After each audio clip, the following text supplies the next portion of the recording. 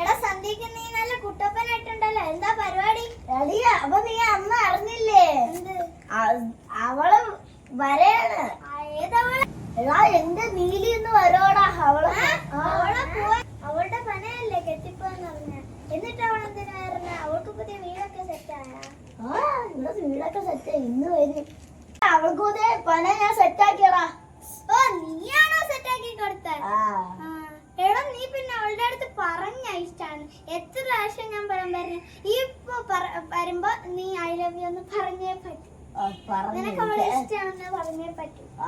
നീ എന്താണ് പല്ലിൽ എപ്പോഴും തുറന്നത്? മൂർച്ചൊന്നുമില്ലടാ, ഒരു ഡെന്റിസ്റ്റിനെ കാണിക്കണം. അത് ആരാണെന്ന് നോക്കണം. നിന്റെ നീലി കിളിയേ കിളിയേ കമ്മലമേലെ ചോപ്പിൽ. എടാ ചാത്തു, നീ ഇപ്പെങ്കിലും പറഞ്ഞോളാണ് മര്യാദക്ക് ഇഷ്ടമാണെന്ന്. ഇനി പറഞ്ഞില്ലെങ്കിൽ അവൻ വേറെ ചെക്കനെ വല്ല ക്രഷ് അടിച്ചു ജോലി കിട്ടിയിട്ടാണ് അവളെ വീട്ടില് സംസാരിക്കേണ്ട. അതിനു മുമ്പ് അവൻ ഒരു ചെക്കനെ ക്രഷ് അടിച്ചിട്ട് പോവും. പിന്നെ ചോദിച്ചോട്ടെ, നീ ഏത് ബാങ്കിൽ ജോലി ചെയ്യാൻ പോകുന്നത്? ബ്ലഡ് ബാങ്കാ? അതാവുമ്പോ നിനക്ക് ദിലിക്ക് ബ്ലഡ് കുടിക്കാൻ സൂചിച്ച് ജീവിക്കേണ്ടി. എടി നിന്റെ വൈറ്റ് ഡ്രസ് എങ്ങനെയാടി മാറി ഇപ്പൊ ഈ കളറായത്? അതാ അത് ചോറ് കുടിക്കുമ്പോ തെറ്റിലൊക്കെ ആവണ്ടേ? അതന്നെ, സാരിയൊക്കെ കരുവാൻ നല്ല പാടാ. നമ്മളെ തലവരെ ചോര പിടിക്കോ?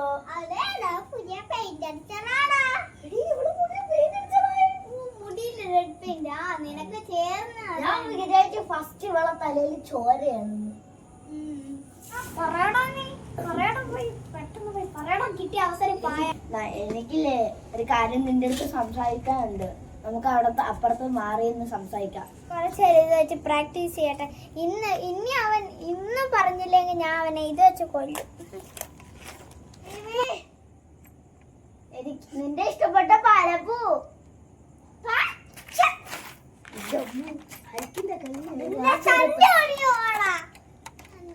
നിന്നെ കുറിച്ച് ഇങ്ങനെ നാളെ വെച്ചില്ല. നിന്റെ സൺഡേ ഓടാ